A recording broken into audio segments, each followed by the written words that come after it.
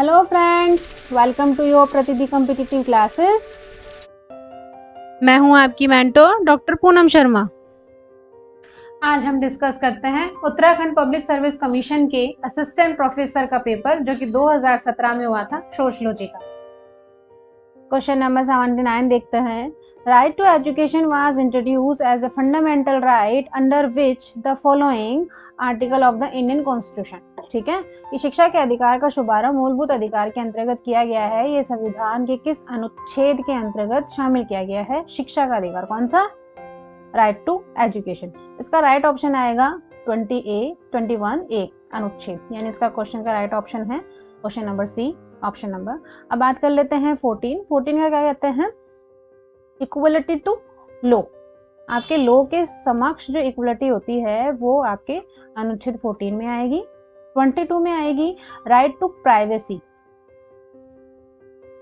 ये प्राइवेसी से रिलेटेड जो भी चीजें हैं वो आपके 21 में आएंगी। और अनुच्छेद 16, ये तो आप जानते ही हैं कि राज्य के अधीन किसी भी पद के संबंध में, आपकी चाहे कोई भी आपका पद हो, उसमें आपकी धर्म, आपकी जाति, आपका स्थान, वो उस लेवल पे आपको अपात्र घोषित नहीं किया जाएगा।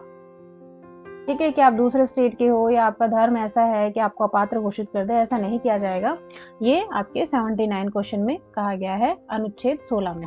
तो 79 का जो ऑप्शन है शिक्षा का अधिकार, वो अनुच्छेद 21A का है। अनुच्छेद 80, question 80, who recognized that the globalization was bound to put pressure on the Indian culture। के किसका मानना है कि वैश्वीकरण भारतीय संस्कृति पर निश्चित रूप से दबाव डालता है? इसका राइट ऑप्शन आएगा योगेंद्र सिंह। क्यों? क्योंकि वैश्वीकरण के बारे में योगेंद्र सिंह की बात करी है और इंडियन कल्चर के बारे में भी योगेंद्र सिंह बात करता है। और इसकी जो बुक थी जिसमें इसने चेंज किया, ये था कल्चर चेंज इन इंडिया, कि आपके कल्चर चेंज हो चुका है इन इंडिया में।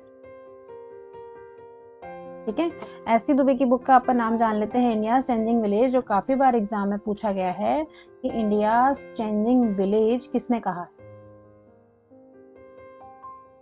ठीक है, जीएस गुरिये तो आप जानते ही हैं कि इनकी बुक का नाम क्या होगा, एज यू नो। बट हम यहाँ पे संस्कृति के रूप से बात कर रहे हैं, तो इसका जो उनकी जो बुक है संस्कृति से रिलीजियस, वो बुक है आपकी रिलीजियस कॉन्शियसनेस। ठीक है, और डी.एन. मजूमदार की जो बुक है आपके कल्चर से related, race and culture in India. ठीक है, ध्यान रहेगा। 80 का राइट ऑप्शन आ रहा है option number C. Question number 81, who among the following explain for the first time of the sociological literature about the jajmani system. देखो वर्ड आया jajmani system as the pattern interaction among the caste group. ठीक है, देखो जब भी आपकी जजमानी system की बात आती है तो इसका राइट ऑप्शन आना चाहिए विलियम वाइजर, क्योंकि विलियम वाइजर ने जजमानी सिस्टम के ऊपर काफी कुछ लिखा है। और सबसे पहले इन्होंने लिखा है द हिंदू जजमानी सिस्टम। इनकी जो बुक थी फेमस जिसपे इनका बात आई जजमानी सिस्टम की, वो थी द हिंदू जजमानी सिस्टम। ठीक है, विलियम वाइजर ने इन्होंने इसके बारे में डिस्कस किया है। ऑप्शन नंबर सी देख लेते हैं, A.R. देसाई। A.R. देसाई की बुक का नाम था रूरल सोशियोलॉजी इन इंडिया, 1959 के अंदर ये लिखी गई थी। ऑस्कर लेविस ने गरीब की संस्कृति का कॉन्सेप्ट दिया था। पर इनकी जो फेमस बुक है लाइफ इन द मैक्सियन सिटी, ठीक है, मैक्सियन सिटी की इनकी बुक है जो कि काफी फेमस हुई है। और योगेंद्र सिंह तो आप जानते ही हैं, सोशल चेंज ऑफ इंडिया, जो मैंने अभी आपको बताया था, जो सोशल चेंज ऑफ इंडिया आपकी योगेंद्र सिंह की बुक है। तो 81 का राइट ऑप्शन है option number A. Question number 82 देख लेते हैं, which is the following criteria were used by Sorokin distinguishing in the rural society from the urban society. कि अर्बन सोसाइटी और रूरल सोसाइटी के बीच में क्या डिफरेंस सोरोकिन ने बताया गया है। ठीक है, तो पहले इन्होंने बताया मोबिलिटी, गतिशीलता। देखो जब रूरल की बात करते हैं तो रूरल की गतिशीलता यूं ही रहती है एज इट इज, उनमें कोई मोबिलिटी नहीं होती। पर जब अर्बन की बात करते हैं तो अर्बन की गतिशीलता अप एंड डाउन होती रहती है। ठीक है, हेट्रोजेनिटी का मतलब होता है विजेयता। रूरल के अंदर क्या होता है कि जो भी कम्युनिटी होती है वो ऑलमोस्ट सेम होती है, उनका व्यवसाय सेम होता है, उनका कल्चर सेम होता है, उनका रहन सहन सेम होता है। पर अर्बन के अंदर कुछ भी सेम नहीं हो पाता है। ठीक है, नॉट सेम। और यहाँ पे टोटल सेम होता है। ठीक है, साइज ऑफ पॉपुलेशन बिल्कुल लो होती है, कम। ठीक है, लेस देन होती है। और यहाँ पे आपकी होती है हाई पॉपुलेशन, बहुत ज़्यादा पॉपुलेशन हुआ करती है। ठीक है, system of the interaction, interaction का मतलब हो गया कि आपका किसी और व्यक्ति के साथ उसकी अंतःक्रिया कैसी है, उसके पास संबंध कैसे हैं। तो रूरल के जो संबंध होते हैं वो बड़े पॉजिटिव होते हैं और बहुत अच्छे से होते हैं, क्योंकि अर्बन कम्युनिटीज़ के अंदर संबंध की नकारात्मकता पाई जाती है, कमता पाई जाती है, निम्नता पाई जाती है, पड़ोसी पड़ोसी को ही नहीं जान पाता है। ठीक है, ऑक्यूपेशन, ऑक्यूपेशन रूरल कम्युनिटी के अंदर सबका जो भी ऑक्यूपेशन होता है वो होता है आपका एग्रीकल्चर। ठीक है, और अर्बन के अंदर बहुत सारे ऑप्शंस हो जाते हैं आपके काम के, ठीक है, व्यवसाय के। बट सोरेकिन ने जो डिफरेंस बताया है कि रूरल का और अर्बन का, वो मेन ऑक्यूपेशन के बेस पे बताया। तो इसका जो राइट ऑप्शन आएगा वो आएगा सी। ठीक है, क्वेश्चन नंबर 83 की बात करते हैं। 73 constitution amendment and the responsible of the inter corruption of the following provision the gram panchayat choose the most suitable combination according to code given रू। इन्होंने ये कहा है कि ग्राम पंचायत में जो प्रावधान दिए गए हैं 73वें संविधान संशोधन के लिए, वो क्या क्या है, कि 73वां संविधान संशोधन क्यों लागू हुआ या उसके पीछे उनका रीजन क्या था, ये जानना चाह रहे हैं। पहला इनका था रिजर्वेशन ऑफ वुमेन। देखो 73वां संविधान संशोधन की जब बात आती है, रिजर्वेशन ऑफ द वुमेन ये सबसे मेन पॉइंट है, इस वजह से ये 73वां संविधान संशोधन लागू किया गया था। दूसरा पॉइंट है रिजर्वेशन ऑफ द दलित। जितने भी दलित हैं, जितने भी अनुसूचित उसमें आते हैं जनजाति या जाति के अंदर, वो इसलिए भी 73वां संविधान संशोधन लागू किया गया था। नेक्स्ट आपका है इन्वॉल्वमेंट ऑफ द ग्राम सभा एंड द डिसीजन मेकिंग। देखो फीमेल का जो कोटा फिक्स किया गया था 30%, वो इसी बेस पे किया गया था कि ग्राम सभा के अंदर या और सभी लोगों के अंदर आपको ना डिसीजन मेकिंग की पावर दी जाएगी। ठीक है, बट जो फोर्थ ऑप्शन आपका है पीपल पार्टिसिपेंट, पीपल पार्टिसिपेशन तो हर जगह होता है, जन सहभागिता तो, ठीक है, वो तो आपका कोई भी कॉन्स्टिट्यूशन अमेंडमेंट हो या किसी भी प्रकार की सभाएं बुलाए जाए, पीपल्स तो हर जगह बुलाई जाएंगी, पर 73वें संविधान संशोधन से इसका कोई भी लिंक नहीं होता है। तो जिसका जो लिंक होता है वो आता है option number D, A B C, कि वहाँ वुमेन्स को भी प्रायोरिटी दी गई, उनका डिसीजन मेकिंग किया गया और दलित के बारे में भी बात की गई। क्वेश्चन नंबर 84 की बात कर लेते हैं। 84 क्या कहता है, what is a trade union. Trade union क्या होता है, ट्रेड यूनियन का मतलब होता है श्रम संघ, यानी कि जहाँ पे मजदूर काम करते हैं उनकी यूनियन होती है, उनके कुछ हित होते हैं, उन हित के ऊपर वो काम करना चाहते हैं, वो ट्रेड यूनियन होती है।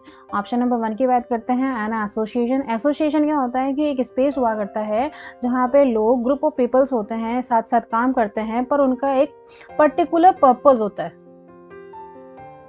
ठीक है, एक पर्टिकुलर पर्पज होता है। ये आपके एसोसिएशन हो गई है, आपकी एक समिति हो गई। संगठित हित समूह, यानी कि हमारा इंटरेस्ट सेम है। ठीक है, इंटरेस्ट सेम है आपका, ऑर्गेनाइज, प्रॉपर वे में ऑर्गेनाइज हो रहा है, उनकी एक कमेटी बन रही है, उनका एक रजिस्ट्रेशन हो रहा है, टाइमिंग फिक्स है, एक साथ रहते हैं, एक इंटरेस्ट हो गया। जैसे कि आपकी इंजीनियरिंग काउंसिल हो गई, वहाँ पे सारे इंजीनियर होंगे। ठीक है, रिटायर्ड पर्सनस का कोई ग्रुप हो गया है लाइक दैट। ठीक है, या कोई चिल्ड्रंस का कोई है ना वो हो गया है, या कोई यूथ का कुछ हो गया है, या फैमिलीज में या फीमेल्स की किट्टी पार्टी हो गई, तो एक इंटरेस्ट का ग्रुप हो गया। ठीक है, अच्छा नेक्स्ट आपका ऑप्शन है फेडरेशन। फेडरेशन का अंदर होता है महासंघ, यानी कि यूनिट ऑफ द स्टेट या ग्रुप ऑफ द स्टेट, ठीक है, जो साथ साथ ज्वाइन करती हैं और उनके बहुत सारे ग्रुप्स होते हैं। ठीक है, ये आपके फेडरेशन हो गया है ना, ऑल ऑफ द अबव। जब ट्रेड यूनियन की बात करते हैं तो सेम इंटरेस्ट होता है। देखो ट्रेड यूनियन यानी श्रमिकों का सेम इंटरेस्ट होता है कि हम 10 से 6 बजे तक काम करेंगे, हमारा सेम इंटरेस्ट हो गया, या हम इस लेवल का काम करेंगे, इस लेवल का काम नहीं कर पाएंगे। ठीक है, या हमारी इतनी छुट्टियां होनी चाहिए या इतनी नहीं होनी चाहिए, मतलब सेम इंटरेस्ट पे जब हम काम करते हैं तो वो ट्रेड यूनियन आता है। तो इसका जो राइट ऑप्शन आएगा वो आएगा option number B. Question number 85, labour law आज the India as the content of the, कि जो लेबर लॉज हुआ है भारत में, श्रम कानून समाहित है कि श्रम कानून किस में किया जाता है लेबर लॉ भारत में। तो देखो भारत के जो इंडियन कॉन्स्टिट्यूशन होता है वहाँ पे आपके जो संघ है और जो राज्य है उनके बीच में शक्तियों का डिवाइडेशन हो गया, डिवीजन हो गया है कि हाँ ये वाली शक्तियाँ तो आपके स्टेट में रहेंगी और ये वाली आपकी यूनियन में रहेगी, ऐसे डिवाइडेशन हो गया। ठीक है, और ये हुआ है आपके 7वीं अनुसूची में। ठीक है, ये आपके 7वीं अनुसूची में लिखा गया है कि स्टेट तो इन चीज़ों पे कार्रवाई करेगा और यूनियन इन चीज़ों में कार्रवाई करेगा। तो अब हम बात करते हैं लेबर लॉ की, कि श्रम कानून किस में काम हुआ है। देखो यूनियन लिस्ट में क्या होता है, यूनियन लिस्ट में जितने भी डिफेंस की बात हो रही होती है, ठीक है, डिफेंस हो गया, आपके आर्मी हो गई, ठीक है, या रेलवेज हो गई, या जितनी भी आपकी गवर्नमेंट बॉडी, ठीक है, जितनी भी गवर्नमेंट बॉडी है वो सारी आपकी यूनियन लिस्ट में आएंगी। ठीक है, स्टेट लिस्ट में क्या आता है, स्टेट लिस्ट में आता है कि जितने भी आपकी पब्लिक सर्विसेज हैं, पब्लिक जितनी भी व्यवस्थाएं हैं, सिस्टम है, जैसे कि पुलिस हो गया है जो पब्लिक के लिए काम कर रहा है, या हॉस्पिटल हो गया है, ठीक है, या सट्टा बाजार हो गया है, ये सारा आपके स्टेट में आ जाएगा।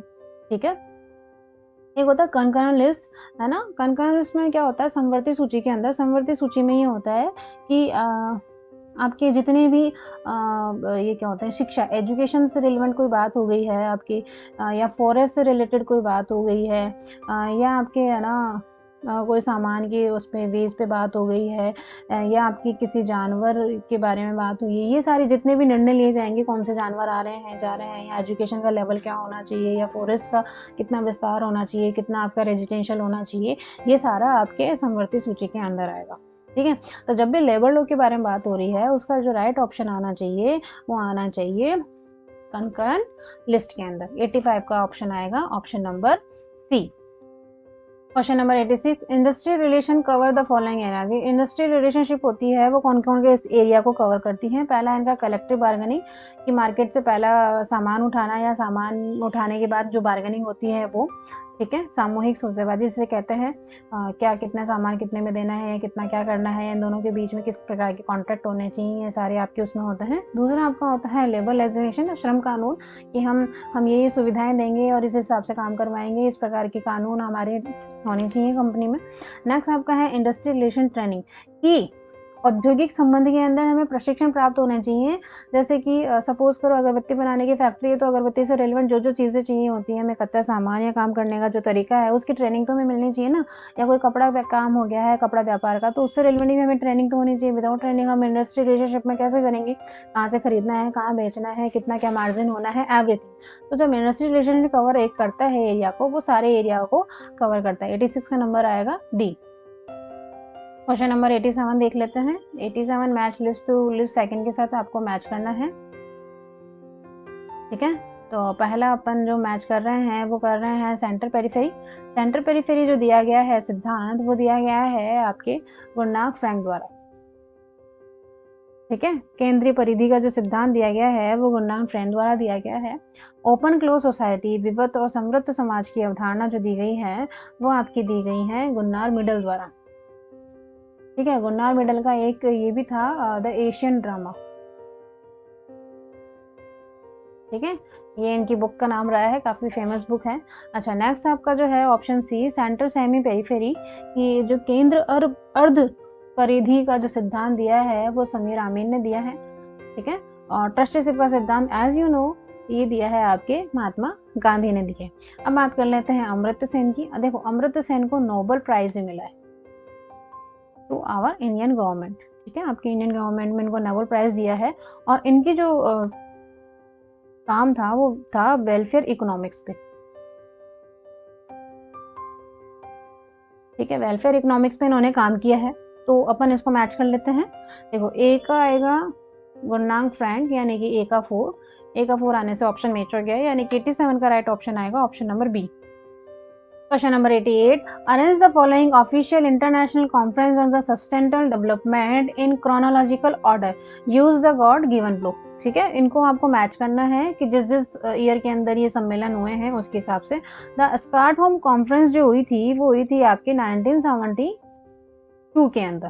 ठीक है, वर्ल्ड कंजर्वेशन स्टडीज आपकी जो रही है वो रही है 1981। ग्लोबल 2000 कमीशन का जो रहा है वो रहा है ऑलमोस्ट 1980 के अंदर, और के जो प्रेसिडेंट थे जिन पे ये काम हुआ ये थे जिम्मी। ठीक है, जिम्मी कार्टर। और जो वर्ल्ड कमीशन ऑफ एनवायरनमेंट रहा है, वर्ल्ड कमीशन, ये रहा है आपके 1987 में। सो क्रोनोलॉजिकल ऑर्डर में एज यू नो आप कर पाएंगे कि फर्स्ट नंबर पे फर्स्ट आएगा, तो 2 में फर्स्ट ऑप्शन है। सेकंड के अंदर आपके आना चाहिए 480, तो ये आपके राइट ऑप्शन आएगा बी। ठीक है, सतत विकास आयोजन पे जो औपचारिक राजकीय अंतर्राष्ट्रीय सम्मेलन हुए हैं उनको अपन ने सेट कर दिया है। Question number 89. Who said the wealth is not universal every societies but it flow and the development and it is always private. जो भी संपत्ति होती है वो हमेशा प्राइवेट होती है, निजी संपत्ति होती है, और यूनिवर्सल एवरी सोसाइटी में वेल्थ जो है आपके धन, जरूरी नहीं ऐसा हो, परंतु ये कभी भी बढ़ता चढ़ता रहता है। ये किसने कहा है? ये आपके कहा है लुइस मॉर्गन ने। अब आपको मुझे बताना है कि लुइस मॉर्गन की बुक कौन सी है, आपको इसका बुक का नाम मुझे बताएंगे, और इन्होंने जो सोसाइटी के 5 प्रकार बताए हैं, टाइप्स ऑफ सोसाइटी, वो भी आप मुझे बताएंगे कमेंट बॉक्स में। बात कर लेते हैं वेस्टरमार्क की। वेस्टरमार्क ने क्या किया था, इनका जो फेमस कॉन्सेप्ट था वो था एक विवाह का सिद्धांत, वन मैरिज। ठीक है, वन मैरिज थी इनकी जो, और जो इन्होंने कॉन्सेप्ट दिया था वो दिया था the history of women marriage, women marriage पे। ठीक है, टायलर की अपन बात कर लेते हैं। टायलर ने दिया था द प्रिमिटिव कल्चर। ठीक है, एंड रूथ बेनेडिक्ट की बात कर लेते हैं। रूथ बेनेडिक्ट कल्चर के ऊपर बहुत सारा उन्होंने काम किया है, और इनका जो काम रहा है वो रहा है पैटर्न ऑफ कल्चर। ठीक है, ध्यान रहेगा 89 का राइट ऑप्शन आएगा सी, और बाकी की चीज़ें आप कमेंट बॉक्स में मुझे बताएंगे कि इनकी सोसाइटी के किस प्रकार के टाइप्स रहे हैं और इनकी फेमस बुक कौन सी है। क्वेश्चन नंबर 90 देख लेते हैं। Who wrote book basic demography technique and application. ये बुक किसने लिखी है, basic demography and technique and application, ये आपकी लिखी है क्रे श्रीनिवासन ने। जॉन ग्रांट ने जो बुक लिखी है वो लिखी है द अर्लीस्ट क्लासिक।